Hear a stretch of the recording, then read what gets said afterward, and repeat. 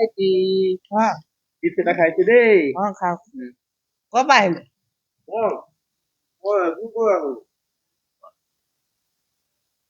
latrine কৰি আহিলে নহয় হাতটোতে ভৰাই দিলে ইয়াৰ ভিতৰত অ দাদা এইফালে আহক এইটো লওক চিপছটো আপুনিয়ে খাওক ইয়াক খাওক আপুনি লেট্ৰিন কৰি আহি হাত নোধোৱাকে আগতে ভৰাই দিলে হাতটো মই লেট্ৰিন নাই কোৱা ভাইটি মই পেইণ্টিং কৰি আছিলো বুলি ক'লো চিপছ